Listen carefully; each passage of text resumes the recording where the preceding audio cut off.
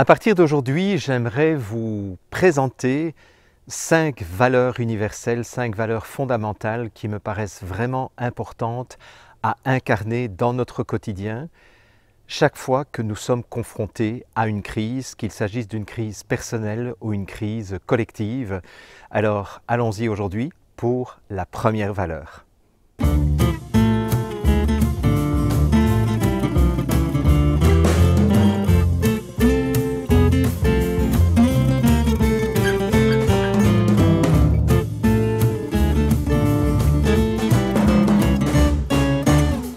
Bonjour et bienvenue dans cette nouvelle conversation du lundi, la conversation numéro 64 du 16 novembre 2020.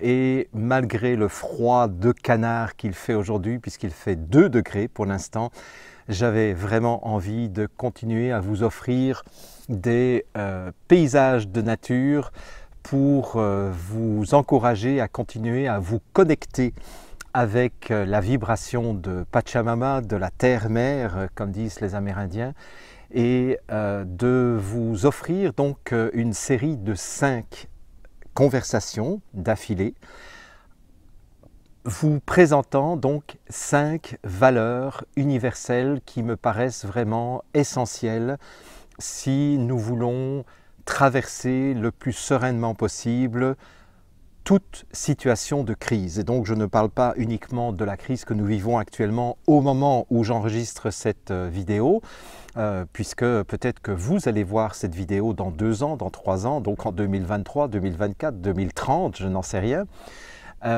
Mais ça me paraissait vraiment important d'attirer votre attention sur ces 5 valeurs. Alors pourquoi est-ce que j'ai pensé à vous partager certaines valeurs ?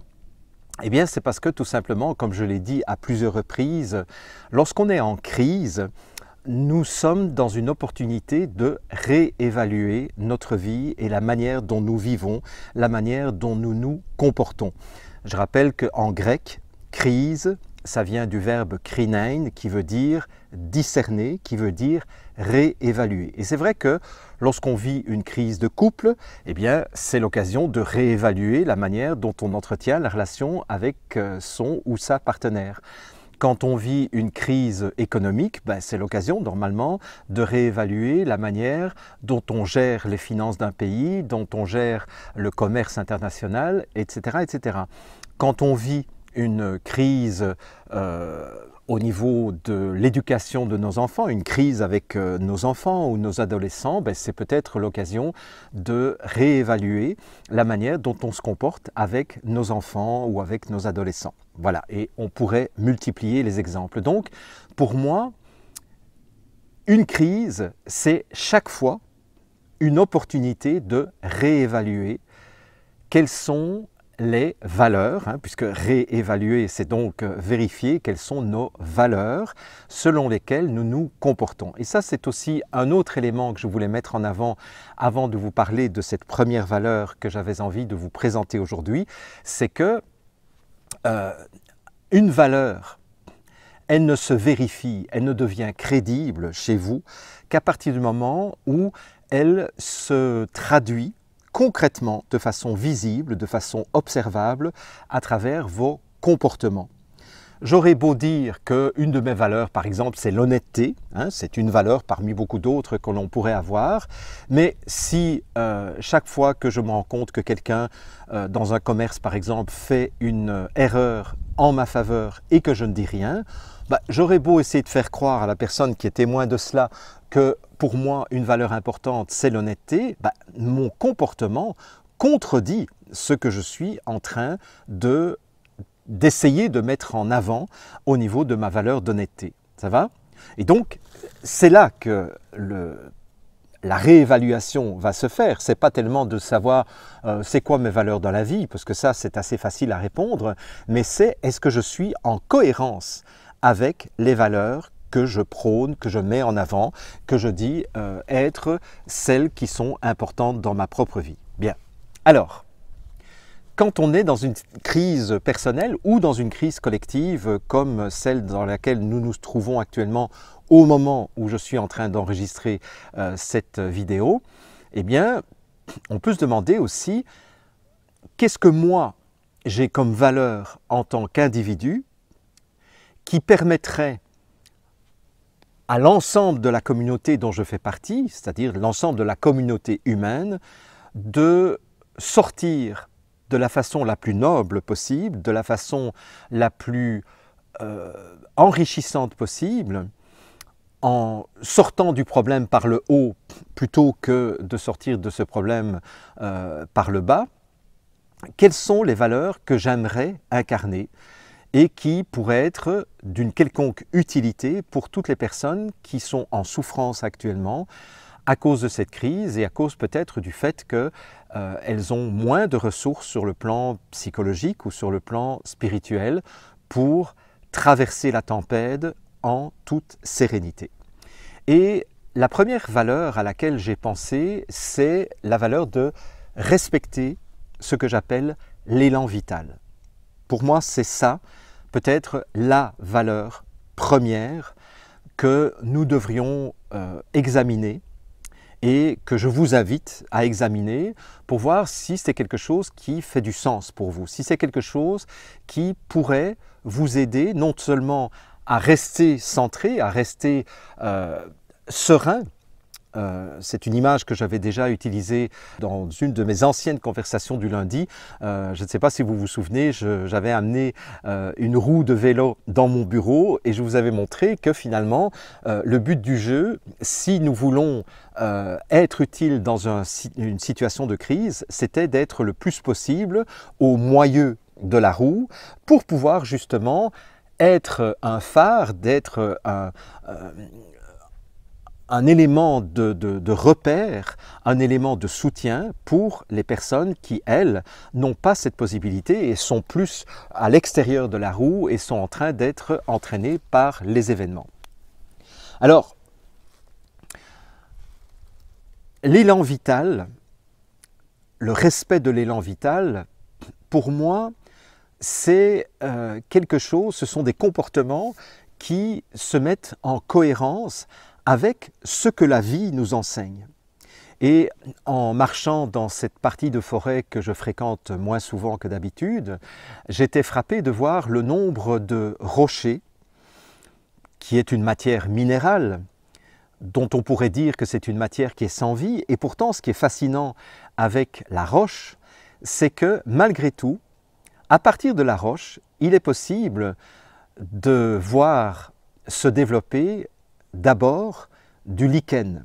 Donc le lichen, c'est cette matière fabuleuse qui va s'accrocher dans tous les interstices de la roche et qui va permettre, dans un deuxième temps, à des mousses de s'implanter au-dessus du lichen. Et la mousse, c'est quelque chose qui est un principe encore plus vivant que le principe du lichen. Et une fois qu'il y aura suffisamment d'épaisseur de mousse, ce qui se passe, c'est que cette mousse va pouvoir petit à petit accueillir des graines d'arbres qui vont se déposer dans ce milieu mousseux et qui vont petit à petit peut-être croître et faire un petit arbre. Et au fur et à mesure que cet arbre va grandir et va faire des racines dans la mousse, en coopérant avec les racines, va offrir quelque chose de plus en plus épais à cet arbre qui est en développement. Et très curieusement, après quelques dizaines d'années, vous allez voir une forêt pousser sur de la roche qui était nue et dont on aurait dit que jamais, au grand jamais, on aurait pu voir de la vie s'épanouir. Un autre exemple que je voudrais vous donner, qui est très très loin de là où je me trouve, c'est que des déserts comme le désert du Sahara par exemple, peut très bien, à la faveur d'une pluie qui parfois n'arrive qu'une fois tous les 10 ans, révéler en quelques heures une végétation absolument luxuriante où toutes des plantes dont les graines étaient restées là en attente depuis des années, toutes les plantes vont tout à coup surgir de ce désert dont on croyait qu'il était complètement mort. Et ça, c'est sans compter tous les petits animaux, tous les animalcules et puis les animaux plus importants qui sont capables de continuer à vivre dans des milieux très arides. Donc en fait, On pourrait se demander, mais c'est quoi finalement le respect de l'élan vital? Le respect de l'élan vital, c'est respecter les lois de la nature. C'est respecter les lois du vivant. Et ces lois du vivant, ce sont des lois qui sont finalement très simples. Ce sont des lois qui mettent en valeur, par exemple, la coopération. Hein, c'est ce qu'on voit, je dirais. Il suffit d'ouvrir les yeux au niveau de la nature pour se rendre compte que énormément de végétaux, énormément d'arbres sont en coopération les uns les autres. J'imagine que vous le savez que les arbres entre eux vont communiquer via leurs racines, via les mycéliums, et ils vont non seulement échanger des sels minéraux, ils vont échanger aussi de l'eau, c'est-à-dire que les arbres qui sont plus proches de milieux riches en eau vont communiquer via les racines et via les mycéliums de l'eau aux arbres qui en manquent parce qu'ils sont plus éloignés de la source d'eau. Inversement, les arbres qui sont plus proches de minéraux vont envoyer, via toujours ce réseau de mycélium, des ressources de sels minéraux pour que les arbres qui sont dans des terrains plus pauvres en sel vont en bénéficier et pour continuer à croître et à s'épanouir. Et je dirais que malgré tout ce qu'on nous a fait croire depuis des siècles, ce n'est pas vrai que le vivant est régi par le struggle for life, la lutte pour la survie, mais le vivant est beaucoup plus régi par des lois de coopération, parce que si ces lois de coopération n'avaient pas existé depuis longtemps, eh bien, je pense que l'espèce humaine et tout le vivant auraient disparu depuis longtemps de la planète. Une autre loi du vivant, c'est la loi de négantropie. Alors la loi de négantropie, c'est le contraire de la loi d'entropie. La loi d'entropie dit que tout système mort aura tendance, si on ne lui attribue pas, si on n'investit pas de l'énergie et du travail, toute loi du vivant va aller vers le chaos, va aller vers le désordre. Hein, c'est ce qu'on appelle l'entropie, c'est une des lois de la thermodynamique que l'on apprend dans les cours de physique. Ce qu'on apprend moins dans les cours de physique, que j'ai suivis à l'université, c'est que le vivant, lui, est capable de lutter contre l'entropie, justement, de lutter contre cette tendance que l'univers mort a à aller de plus en plus vers le désordre. Et c'est comme cela que, tant que nous sommes vivants, tant que nous sommes traversés par des énergies de vie, eh bien, nous allons avoir des forces de négantropie, c'est-à-dire des forces qui vont lutter contre le désordre pour continuer à ordonner notre corps, ordonner nos cellules, ordonner nos différents systèmes vitaux, de telle sorte que nous sommes capables, malgré le fait que nous sommes dans un système qui va de plus en plus vers le chaos, de rester dans une forme d'ordre et d'auto-organisation. Respecter les lois du vivant, c'est aussi respecter les lois d'harmonie. C'est à partir du moment où des êtres humains sont capables d'être en harmonie avec leur environnement, avec les animaux qui les entourent, avec les autres êtres humains, que l'on peut véritablement construire quelque chose. Chaque fois que cette harmonie est brisée, chaque fois que cette loi d'harmonie est brisée, c'est là qu'interviennent les guerres, c'est là qu'interviennent les conflits, c'est là qu'interviennent les dissensions. Et donc, c'est très simple pour moi.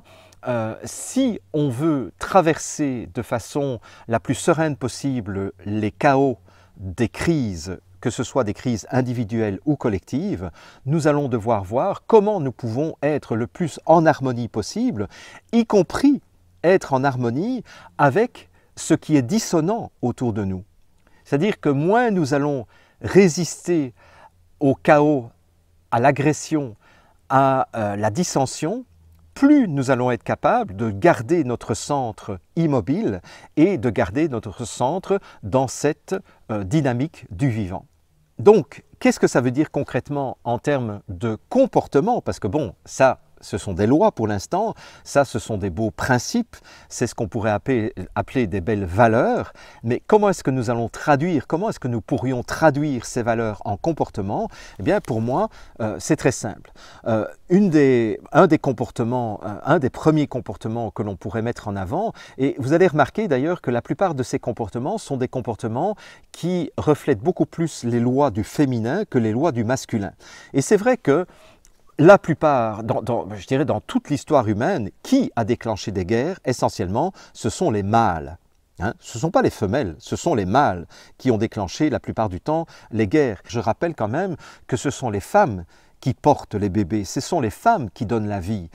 Les hommes, ils n'y sont pas pour grand-chose, ils donnent juste une information génétique qui vont constituer 50% de l'information génétique du fœtus, qui va devenir par la suite un bébé, si les femmes sont capables de respecter le vivant à l'intérieur d'elles. Mais les hommes, à part ça, je dirais qu'ils ne font pas grand-chose, hein, il faut quand même le reconnaître. Et c'est peut-être pour ça aussi que ça a été une des raisons pour lesquelles j'ai refusé de faire mon service militaire à une époque où les jeunes garçons, c'est-à-dire les jeunes hommes, étaient obligés de faire leur service militaire pour la patrie. Eh bien, moi, je me suis déclaré objecteur de conscience et c'est un choix que je n'ai jamais regretté parce que pour moi, c'était être en cohérence avec ce que je pressentais depuis mon adolescence comme étant nécessaire si je voulais respecter l'élan vital. Donc vous voyez que pour moi, ça fait 40 ans que j'ai des comportements qui sont en cohérence avec le respect de l'élan vital. Voilà, c'est peut-être aussi pour ça que je me sens plus à l'aise en ayant des longs cheveux que des cheveux courts, parce qu'effectivement, je n'entre pas tellement dans l'archétype du mâle dominant machiste. Bon, donc, en termes de comportement, le premier comportement qui me paraît être un comportement effectivement qui met en valeur les valeurs féminines, c'est des valeurs de protection, de protéger le vivant. D'ailleurs, quand on est dans un conflit armé, le réflexe des femmes et des grands-mères, c'est de protéger les enfants, c'est de protéger ce qu'il y a de plus précieux. Des mères de famille seraient prêtes à sacrifier leur vie pour que leurs enfants, pour que leur progéniture puissent avoir des chances de survie dans un conflit armé. De la même façon que dans un conflit conjugal, les femmes vont beaucoup plus être préoccupées par le sort qui va être réservé aux enfants qui sont nés de cette union qui est en train de prendre l'eau de toutes parts, beaucoup plus que les hommes. Et combien d'hommes, dans une situation de rupture, disparaissent du jour au lendemain, ne donnent plus signe de vie, ne payent pas leur pension alimentaire, etc. Mais pour moi, c'est à travers des comportements comme cela que l'on va voir si un homme honore le principe du respect de l'élan vital ou non. Ce n'est pas à travers les grandes déclarations en disant « mes enfants, c'est ce qu'il y a de plus important dans ma vie ». Oui, ok, mais qu'est-ce que tu fais concrètement pour protéger tes enfants, pour protéger la croissance de tes enfants ou de tes adolescents? Autre comportement qui peut traduire de façon très concrète le respect de l'élan vital, c'est de rester dans un principe de fluidité. Pour moi, la fluidité, c'est vraiment quelque chose qui fait aussi partie de la vie. Je l'ai dit très souvent dans l'Académie de la vie en mouvement, pour moi, la vie, c'est le mouvement et le mouvement, c'est la vie. À partir du moment où on se coince dans une rigidité, eh bien, on commence à ne plus être dans le respect de l'élan vital qui est en nous, qui est en chacun de nous.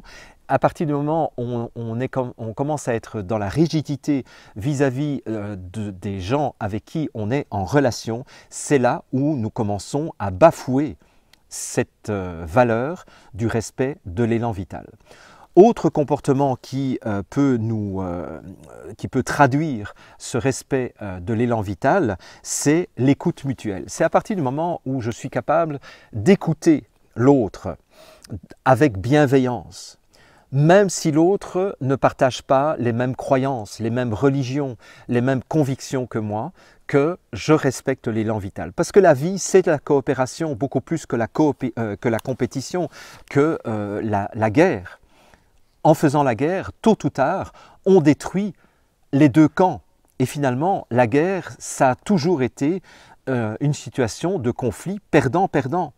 Il n'y a pas un gagnant et un perdant. Oui, à un moment donné, on signe la paix parce qu'il y a un des deux qui n'en peut plus. Mais finalement, qui est gagnant? Est-ce que le Vietnam a été perdant dans la guerre du Vietnam et est-ce que les Américains ont été gagnants dans la guerre du Vietnam? Je ne pense pas. Quand on regarde le nombre de millions de morts, je rappelle que la guerre du Vietnam a causé quand même au minimum, au niveau des estimations, 2 à 3 millions de civils et de militaires dans les deux camps. Alors évidemment, il y a beaucoup plus de Vietnamiens qui sont morts que d'Américains, mais il y a quand même plusieurs centaines de milliers de soldats américains qui sont morts dans cette guerre qui a pratiquement duré 20 ans. Alors, est-ce qu'il y a vraiment un gagnant? Est-ce qu'on peut parler de gagnant chaque fois qu'il y a une guerre, chaque fois qu'on refuse d'être dans l'écoute de l'autre? Je ne pense pas. Et donc, vous voyez, dans une crise comme celle du Covid-19, ou dans une crise conjugale, ou dans une crise économique, dans une crise de société commerciale, dans une crise entre parents et enfants, que vous soyez dans la posture de l'enfant ou dans la posture du parent, chaque fois que vous refusez d'être dans l'écoute, chaque fois que vous refusez cela, eh bien, vous ne respectez pas cette valeur de l'élan vital. Autre comportement encore, c'est le respect, pour moi, qui est vraiment fondamental, le respect de la biodiversité. C'est ça qui fait que pour l'instant, nous sommes dans une impasse au niveau de l'agriculture intensive. C'est qu'au fur et à mesure que l'on a sélectionné des graines, au fur et à mesure que l'on a sélectionné les animaux pour ne prendre que les plus performants, c'est là que les graines ont été de plus en plus fragilisées et de plus en plus à la merci de maladies qui, une fois que la maladie arrive dans un champ, va décimer des centaines d'hectares parce qu'on n'a plus qu'une seule variété de graines. Même chose dans les élevages intensifs, les élevages industriels de porcs, de poulets, etc. Comme on a sélectionné une seule race de porc parce que c'était la race la plus productive, eh bien, on n'a pas respecté l'élan vital, on n'a pas respecté cette loi du vivant qui est une loi de coopération, qui est une loi de diversité. Et c'est là qu'on se rend compte que quand il y a une épidémie, ce qu'on appelle chez les animaux une épizootie, eh bien, à partir du moment où il y a une épizootie, eh bien, c'est tout le cheptel. Ce sont des milliers, ce sont des dizaines de milliers, ce sont des centaines de milliers de poulets, de porcs, de vaches, de bœufs que l'on est obligé de sacrifier parce qu'on n'a pas respecté la loi du vivant. Donc, je dirais que c'est la même chose. De nouveau, si je reviens à la crise du Covid-19, à partir du moment où on impose à toute une population une seule directive, qui est la directive du confinement, qui est la directive de la vaccination pour tout le monde, qui est la directive du masque pour tout le monde, eh bien c'est là qu'on commence à bafouer et à tuer ce qui est vivant dans une population humaine. Une autre dimension en termes de comportement pour respecter l'élan vital, c'est aussi le respect de l'autonomie du vivant. C'est-à-dire que à partir du moment où on refuse que chaque individu trouve la meilleure solution pour lui pour sortir d'une crise, c'est-à-dire à partir du moment où on refuse et on ne reconnaît pas la capacité de chaque être vivant à être créatif, à être créateur de sa vie pour pouvoir traverser une crise de la meilleure façon possible, c'est-à-dire à partir du moment où on ne fait plus confiance dans le vivant qui se trouve en chacun de nous, eh bien c'est là qu'on commence à courir vers des catastrophes. Et dernier comportement, je pourrais encore en citer beaucoup d'autres, mais je vous laisserai réfléchir justement à quels sont les comportements qui, chez vous, pourraient traduire concrètement dans votre quotidien ce respect de l'élan vital, et ça m'intéressera bien entendu de vous lire sous cette vidéo. Alors, dernier comportement, c'est ce que j'appelle la reconnexion avec la nature, la reconnexion avec les autres êtres vivants, la reconnexion avec les animaux, la reconnexion avec les plantes. C'est d'ailleurs pour cela que pour l'instant, en novembre 2020, je vous propose des sessions de syntonisation les uns avec les autres et de syntonisation avec la nature et avec la vibration de la terre-mère, parce que c'est à partir du moment où nous acceptons d'être connectés les uns les autres, c'est à partir du moment où nous nous donnons la main les uns les autres pour nous soutenir les uns les autres que nous sommes capables de passer à travers une crise. Sinon, nous sommes perdus. Comme le disait Pink Floyd dans une de ses chansons, « Together we stand, divided we fall ». Ça veut dire « Together we stand », ça veut dire « ensemble, nous tenons le coup ». « Divided we fall », divisés, nous tombons. Eh bien, c'est ça que nous risquons si nous décidons de nous mettre dans une dynamique du chacun pour soi et de nous déconnecter de la nature, des animaux, des plantes, des autres êtres humains. Si nous croyons que nous allons nous en sortir seuls, eh bien ça, c'est une grande illusion en ce qui me concerne, en tout cas, c'est ce que je pense. Donc, qu'est-ce que vous allez pouvoir faire à partir de maintenant? Et c'est là où je vous invite vraiment à commencer par réveiller le vivant en vous. Puisque je dirais que avant de vous reconnecter aux autres, à la nature, aux animaux, aux plantes, etc., eh bien, la meilleure chose que vous puissiez faire dès à présent, et je vous invite à le faire dès maintenant, c'est à vous reconnecter avec le vivant qui est à l'intérieur de vous. C'est-à-dire, qu'est-ce que vous allez pouvoir faire pour réveiller cette protection de vous-même, cette fluidité à l'intérieur de vous, cette spontanéité à l'intérieur de vous, cette écoute. Avant d'écouter les autres, réapprenez à écouter ce qui est vraiment vivant à l'intérieur de vous. Et posez-vous la question, qu'est-ce qui respecte le vivant en moi? Quels sont les comportements qui feraient que je respecte le vivant à l'intérieur de moi? Et donc, plutôt que d'écouter les directives qui viennent de l'extérieur, plutôt que d'écouter les conseils qui vous viennent de l'extérieur, que vous viviez de nouveau une crise individuelle ou une crise collective, c'est d'écouter quelle est votre vérité. C'est comme ça que vous allez, je dirais, respecter l'élan vital à l'intérieur de vous. De voir comment est-ce que vous êtes dans une démarche de biodiversité à l'intérieur de vous. Et vous allez voir que c'est très intéressant justement de sortir d'une monopensée, d'une pensée monolithique. Hein, je suis assis pour l'instant sur une pierre, hein, c'est ce qu'on appellerait un monolithe, hein, lithos en grec ça veut dire la pierre. Et bien justement, comment est-ce que je pourrais cultiver une diversité de pensées? Comment est-ce que je peux supporter de nouveau à l'intérieur de moi différentes opinions qui me permettent d'être plus large au niveau de mon horizon de pensée? Vous voyez ce que je veux dire? Comment est-ce que je peux aussi recréer plus d'autonomie et de pouvoir créateur de ma propre existence? C'est vraiment à cela que je vous invite à, pendant cette semaine peut-être, c'est de voir comment vous pouvez développer ce respect de l'élan vital à l'intérieur de vous. Alors, je ne vais pas être beaucoup plus long, parce que ce que je voudrais que vous fassiez maintenant, à part partager cette vidéo, la reposter sur vos pages Facebook et vos pages YouTube, ce que je vous demande vraiment de faire, c'est d'écrire sous cette vidéo ce qui a résonné à l'intérieur de vous et comment concrètement, vous-même, vous avez l'intention, si cette valeur évidemment vous parle, parce que si elle ne vous convient pas, sachez que dans les 4 prochains lundis, je vous parlerai d'autres valeurs. Alors je ne sais pas si je serai encore dans la nature, parce que là mes mains sont quasiment gelées, mais ce que je vous invite vraiment à faire, c'est si cette valeur vous a parlé, eh bien d'écrire sous cette vidéo à travers quel comportement cette valeur de respect de l'élan vital se traduit chez vous. Alors, prenez bien soin de vous et je serai très très heureux de vous retrouver, si c'est encore le cas, hein, parce que de nouveau, je ne sais pas si c'est en 2020 ou en 2025 que vous m'écoutez, mais en tout cas, je serai très très heureux de vous accueillir pour une nouvelle session de syntonisation comme je le fais actuellement tous les mercredis et tous les samedis soirs à 20 h heure européenne et à 14 h heure du Québec. Alors, à très bientôt et prenez bien soin de vous une nouvelle fois.